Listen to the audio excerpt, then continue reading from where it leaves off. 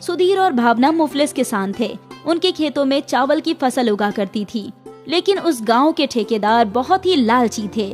वो किसानों से चावल कौड़ी के दामों में खरीदते थे। अरे सुधीर, अरे खेतों के चावल तो बहुत ही आम हैं।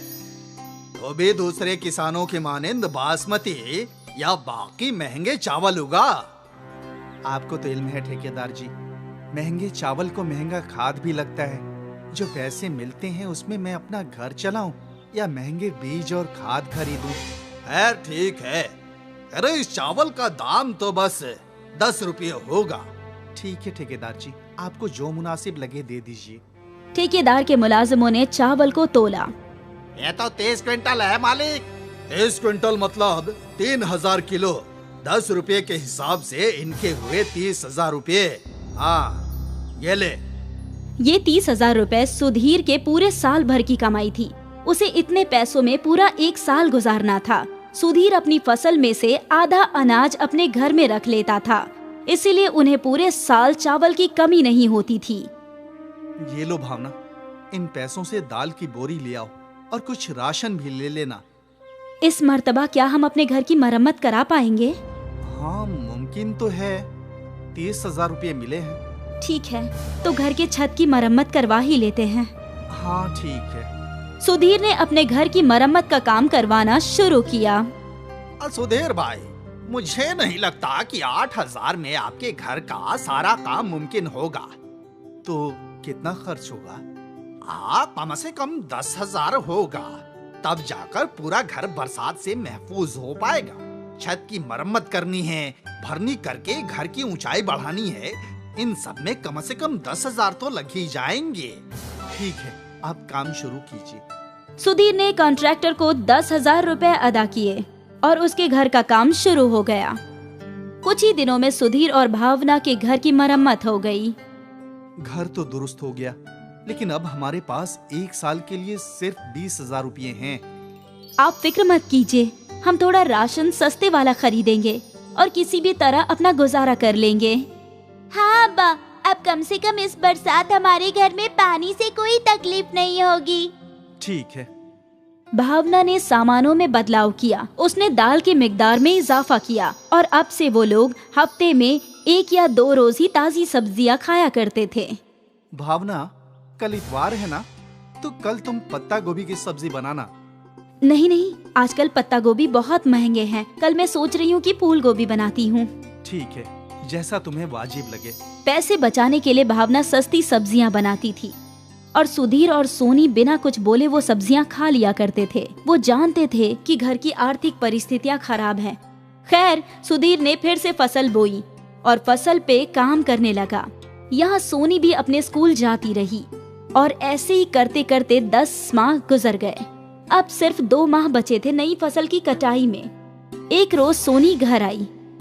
अम्मा, 2 दिन बाद मेरी स्कूल पिकनिक पर जा रही है दूसरे गांव। वहाँ मेला है, क्या मैं भी जा सकती हूँ? बेटा, तुझे इल्म है ना कि पैसों की कितनी किल्लत चल रही है, और फिर तेरे पिकनिक के लिए पैसे कहाँ से लाएं?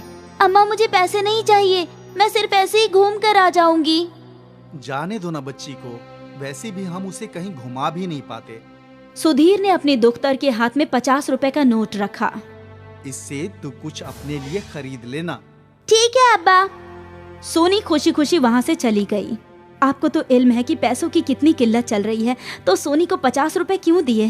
हम कैसे वालिदैन हैं, अपने दुख्तर को कुछ भी नहीं दिलवा सकते। कम से कम उसे पिकनिक ही भेज दूं, इसीलिए मैंने उसे 50 रुपये दिए। वैसे हमारी सोनी बेहद होशियार है, अगर आप उसे पैसे नहीं भी देते तो भी वो कुछ नहीं कहती। इल्म है, लेकिन वो भी तो बच्ची है ना, उसका भी तो दिल करता होगा ये खाने का वो खाने का, इसलिए मैंने उसे पैसे दे दिए। एक रोज उसकी भी ख्वाहिश मुकम्मल होनी चाहिए थी। चलिए ठीक है। 2 रोज बाद सोनी अपने सहेलियों के साथ पिकनिक पर गई। यहाँ उसकी सारी सहेलियाँ झूलों पर खेल रही थी और अपनी मर्जी मुताबिक चीजें खा रही थी। अरे सोनी चल, वो देख, मशहूर पानी पूरी। नहीं, मुझे नहीं खाना, तुम लोग खाओ। कैसी लड़की है, पानी पूरी के लिए इनकार कर रही है। सोनी का भी दिल कर रहा था कि वो पानी पूरी खाए, लेकिन उसे इल्म था कि उसके पास पैसे बहुत कम हैं और वो उन्हें खर्च नहीं करना चाहती थी। इन पैसों से मैं घर के लिए कुछ खरीद लूंगी, अब्बा और अम्मा के साथ मिलकर खाऊंगी। तभी सोनी का तवज्जो एक पत्ता गोभी के ठेले की जानिब गया। अब्बा को तो पत्ता गोभी बेहद पसंद है और कई माह से हमारे यहाँ पत्ता गोभी नहीं खाई गई। आज मैं पत्ता गोभी ही घर लेकर जाती हूँ। चचा, एक पत्ता गोभी कितने की है? 60 रुपए की एक है। मेरे पास तो सिर्फ 50 रुपए ही है। मेरे अब्बा को पत्ता गोभी बेहद पसंद है। ठीक है बिटिया, तुम 50 रुपए में ही पत्ता गोभी ले लो। सोनी ने खुशी खुशी उस सब्जी वाले को 50 रुपए अदा किए और वो पत्ता गोभी खरीद ली। सोनी की सारी सहेलियां चूड़ियां और खिलौने खरीद रही थी, लेकिन सोनी ने पत्ता गोभी खरीदी। वो पत्ता गोभी लेकर सोनी घर आई। ये लो अम्मा। अरे ये क्या है? अब्बा ने 50 रुपए दिए थे, उससे मैंने पत्ता गोभी खरीद ली। हम सब मिलकर खाएंगे। भावना और सुधीर को सोनी पर बहुत फक्र था। भावना बावर्ची खाने में थी। इस पत्ता गोभी की सब्जी बनाऊं या पकौड़े? इनको तो दोनों बेहद पसंद है। काश हमारे पास 2 पत्ता गोभी होती। भावना के ऐसे बोलते ही उसके सामने 2 पत्ता गोभी हाजिर हो गई। भावना हैरान हो गई। ये कैसा जादू है? ए जी, सोनी! दोनों वहाँ हाजिर हुए तो 2 पत्ता गोभी देखकर हैरान हो गए। अम्मा, एक मर्तबा और कोशिश करो। काश मेरे पास 10 पत्ता गोभी होती। और फौरन उनके सामने 10 पत्ता गोभी आ गई। ये तो जादुई पत्ता गोभी है। इससे जितनी पत्ता गोभी मांगो उतनी हासिल होती है। हमें मुफलिसी से निजात हासिल हो जाएगी। काश मेरा पूरा घर पत्ता गोभियों से भरा होता। पल भर में घर पत्ता गोभी से भर गया। सुधीर और भावना वो पत्ता गोभी फरोख्त कर पैसे कमाने लगे। उन लोगों की मुफलिसी दूर हुई।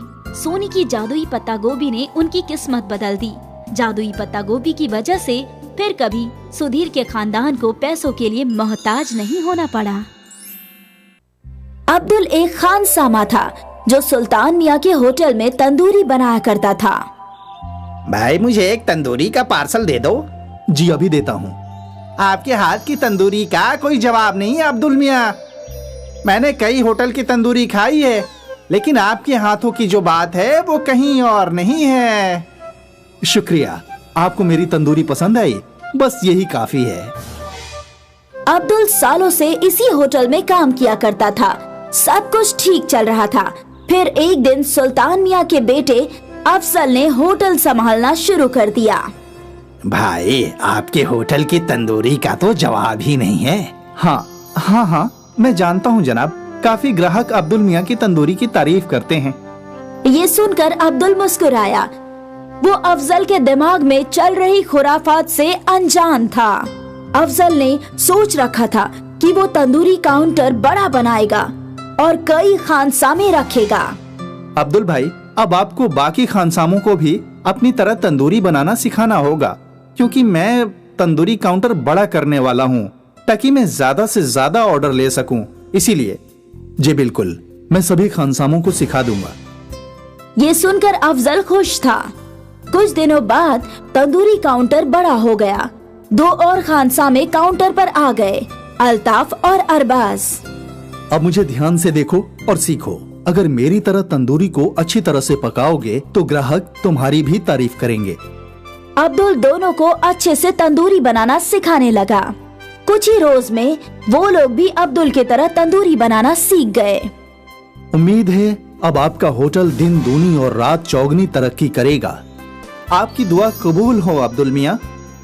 अब्दुल ने बहुत ही साफ दिल से उन दोनों खानसामों को तंदूरी बनाना सिखाया, लेकिन अफजल बहुत ही शातिर था। उसके दिमाग में बस पैसे कमाने का जुनून सवार था, इसलिए उसने नई मुर्गी खाने वाले से सौदा तय कर लिया। ये मुर्गी वाला अफजल को मरी हुई मुर्गियां सस्ते दामों पर बेच रहा था, जिससे अफजल का मुनाफा बढ़ गया था। तंदूरी काउंटर बड़ा होने की वजह से ग्राहक भी बढ़ गए थे। सब कुछ सही चल रहा था, लेकिन एक रोज जब अब्दुल देर रात तक होटल में था, तब होटल के मालिक सुल्तान वहाँ आए। बेटा अफजल, कैसा चल रहा है होटल? बढ़िया अब्बू। मैंने सुना है तूने मुर्गी वाला बदल दिया है। हाँ अब्बू, ये मुर्गी वाला हमें सस्ते दामों में मुर्गी दे रहा है। अच्छा, लेकिन वो कैसे?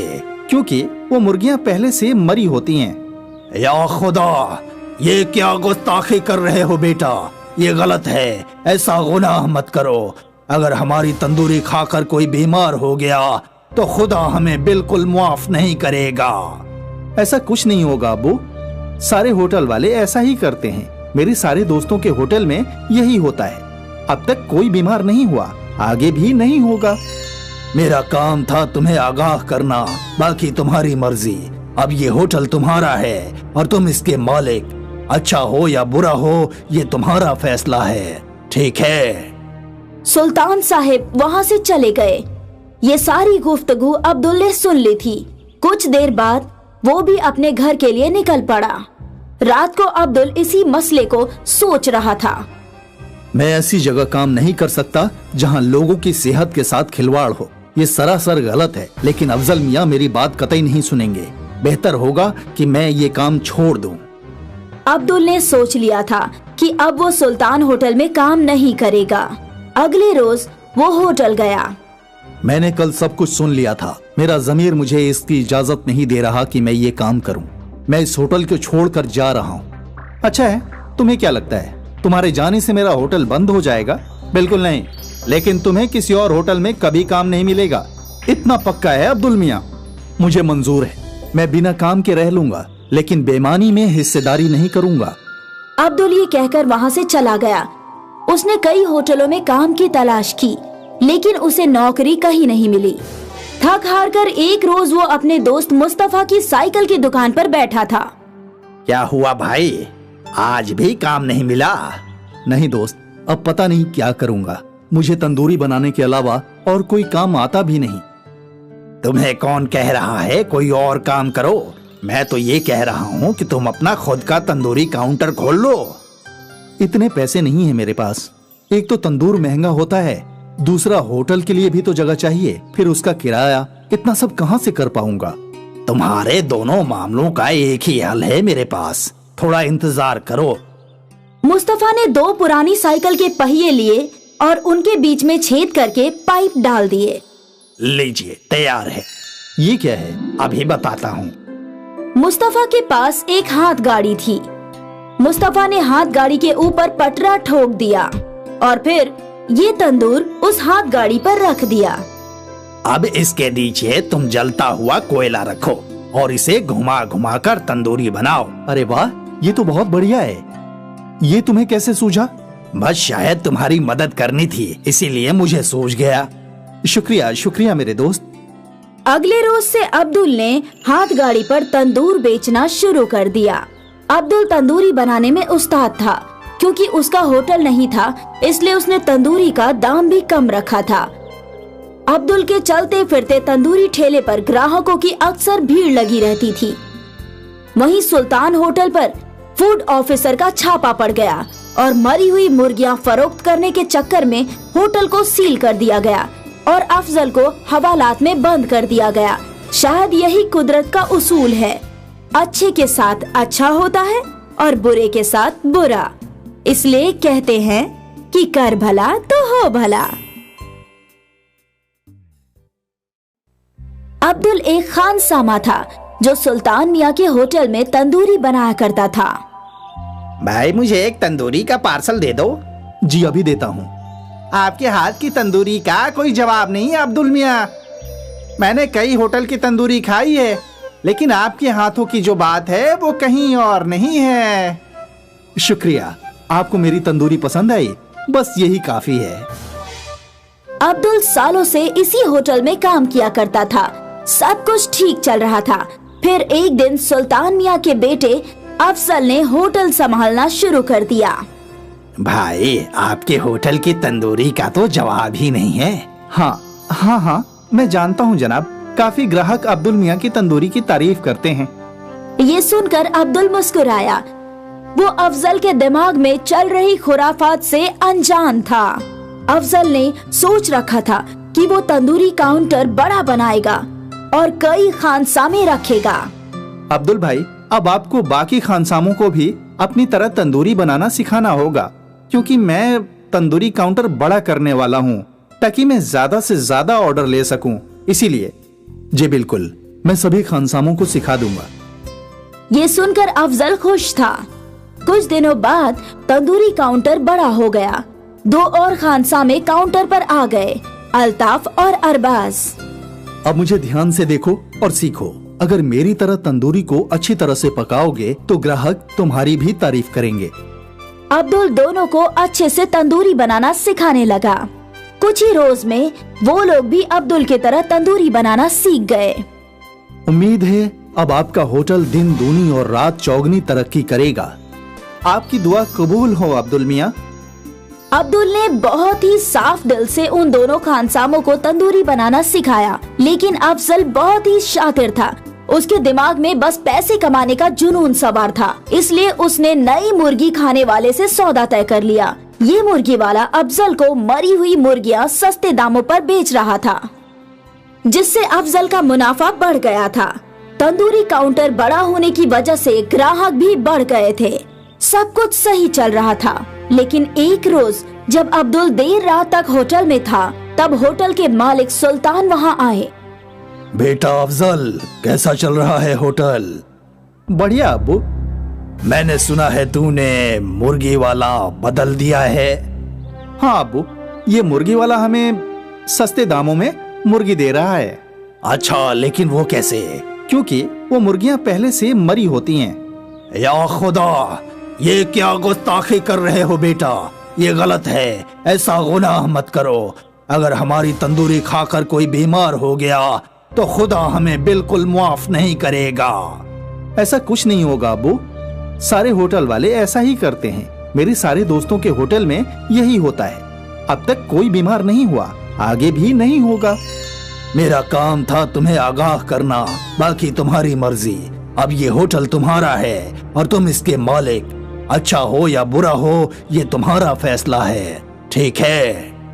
सुल्तान साहिब वहाँ से चले गए। ये सारी गुफ्तगू अब्दुल ने सुन ली थी। कुछ देर बाद वो भी अपने घर के लिए निकल पड़ा। रात को अब्दुल इसी मसले को सोच रहा था। मैं ऐसी जगह काम नहीं कर सकता जहाँ लोगों की सेहत के साथ खिलवाड़ हो। ये सरासर गलत है, लेकिन अफजल मियाँ मेरी बात कतई नहीं सुनेंगे। बेहतर होगा कि मैं ये काम छोड़ दूं। अब्दुल ने सोच लिया था कि अब वो सुल्तान होटल में काम नहीं करेगा। अगले रोज वो होटल गया। मैंने कल सब कुछ सुन लिया था। मेरा ज़मीर मुझे इसकी इजाजत नहीं दे रहा कि मैं ये काम करूं। मैं इस होटल को छोड़कर जा रहा हूं। अच्छा है, तुम्हें क्या लगता है तुम्हारे जाने से मेरा होटल बंद हो जाएगा? बिल्कुल नहीं, लेकिन तुम्हें किसी और होटल में कभी काम नहीं मिलेगा। इतना पक्का है अब्दुल मियाँ? मुझे मंजूर है, मैं बिना काम के रह लूंगा, लेकिन बेईमानी में हिस्सेदारी नहीं करूंगा। अब्दुल ये कहकर वहाँ से चला गया।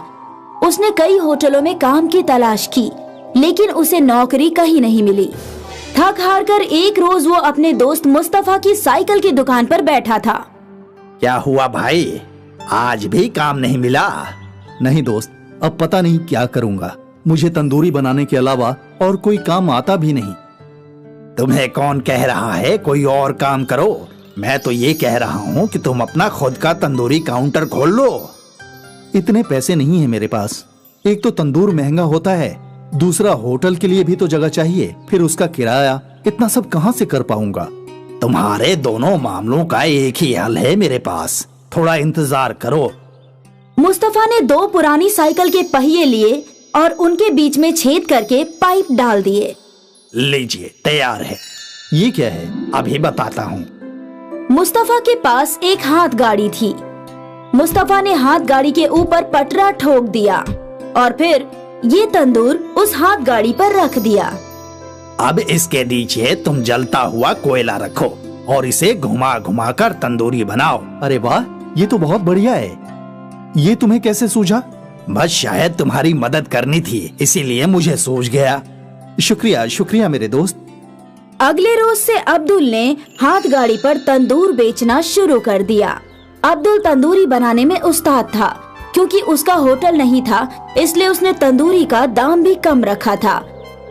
अब्दुल के चलते फिरते तंदूरी ठेले पर ग्राहकों की अक्सर भीड़ लगी रहती थी।